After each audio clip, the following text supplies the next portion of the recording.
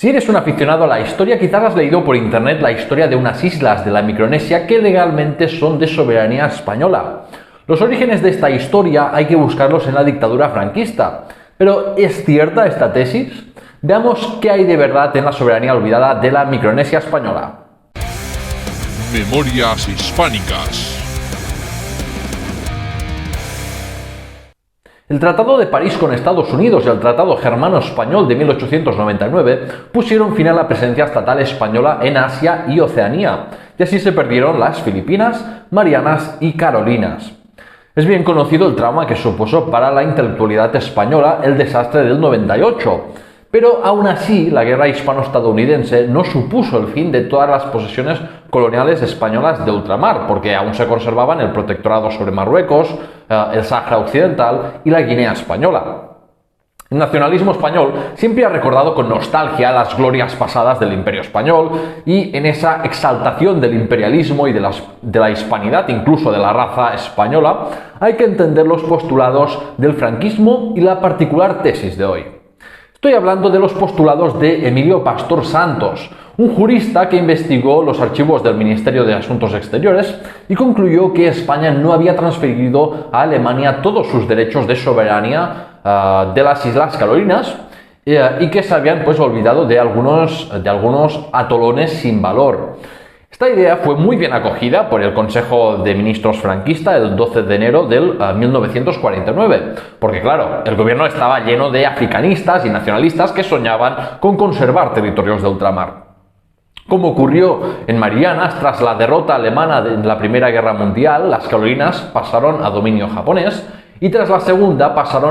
fueron administradas como fideicomiso de la ONU por Estados Unidos hasta el 1990, por lo que sí se investigó un poco la veracidad del asunto, pero el gobierno de Franco dejó el tema aparcado en un cajón porque le podría valer un conflicto sin sentido cuando lo que necesitaba como el comer era terminar la autarquía y obtener reconocimiento internacional. El CSIC franquista publicó la teoría de Pastor en 1950 con el libro Territorios de soberanía española en la Oceanía, y su tesis se basaba esencialmente en que la medición del Papa en la crisis de las Carolinas de 1885 entre España y Alemania reconocía la soberanía española entre el Ecuador y los 11 grados de latitud norte y entre los 133 y 164 grados de longitud este. En el Tratado Germano-Español se vendió las Carolinas, pero hay algunas islas dentro del espacio delimitado para España en 1885 que geográficamente no se consideran parte de las Islas Carolinas,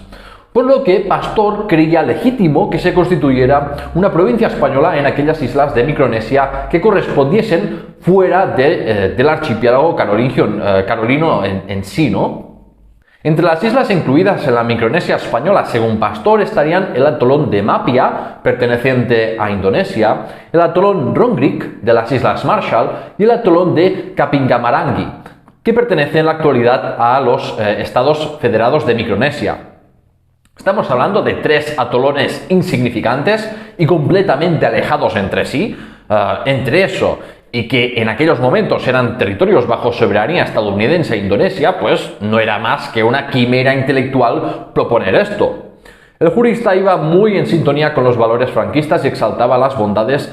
de la creación de una provincia oceánica para expandir el cristianismo y recordar el carácter universal hispano. Y al igual que los exploradores de la Edad Moderna, vendía unas supuestas ventajas geoestratégicas y económicas si se retomase la supuesta soberanía sobre estos atolones, aunque esto no fuera verdad.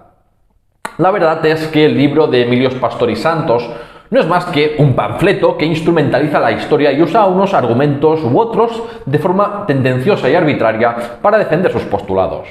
Por ejemplo, se le olvidaba el principio de ocupación efectiva del territorio para reclamar la soberanía, un principio internacional fundamental en la crisis de las Carolinas entre España y Alemania. Y es que si España no había ocupado nunca estos supuestos atolones de soberanía olvidada, no tenía ningún derecho a reclamarlos. De hecho, Países Bajos sí habían ocupado Mapia en 1896, por lo que era absurdo reclamar ese atolón indonesio Y por el principio internacional de aquiescencia, es decir, de ausencia de protesta de un Estado respecto a los actos de otro, se entiende que al pertenecer España a la Sociedad de Naciones y luego a la ONU, y no protestar ante los cambios de soberanía de sus antiguas posesiones oceánicas, pues aceptaba esta situación. Otro principio internacional del orden mundial posterior a la Segunda Guerra Mundial que permite rechazar las ideas de Pastor es el principio de libre determinación de los pueblos, porque además España reconoce la soberanía de Indonesia, Estados Federados de Micronesia y las Islas Marshall. Y el principio más importante que refuta la tesis de una soberanía olvidada en Micronesia es que en el Tratado Germano-Español de 1899 España cedía la plena soberanía y propiedad sobre las Islas Carolinas, Palaos y Marianas excepto Guam. Y cuando se emplean estos términos, no solo se limitan a una realidad geográfica, sino también política del conjunto de posesiones españolas de Micronesia. El gobierno de España, tras la derrota en manos de Estados Unidos, tuvo que plantearse si conservar las posesiones de Oceanía que no querían los americanos o si venderlas. Y optó por lo segundo, con una clara voluntad de desprenderse ya de cualquier tipo de soberanía en la región.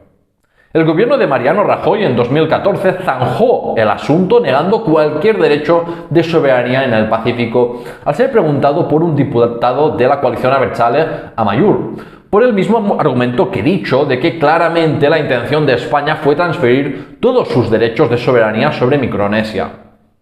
A pesar de que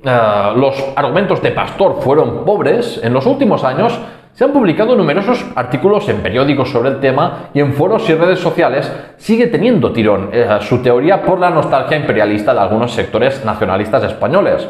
Los tiempos del imperialismo ya pasaron y no tienen cabida en el orden mundial actual, así que sed felices y pasad página ya.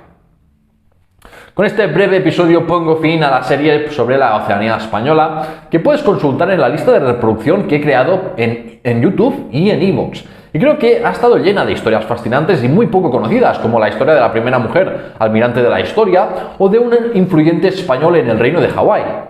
Si te mola mi divulgación, no dudes en suscribirte al programa, seguirlo en redes sociales y unirte al servidor de Discord. Y puedes ganar derecho a acceder de forma anticipada a todo mi contenido o a votar el tema de la próxima serie temática de Memorias Hispánicas convirtiéndote en mecenas en patreon.com/la historia hispana. Muchas gracias por escucharme y hasta la próxima.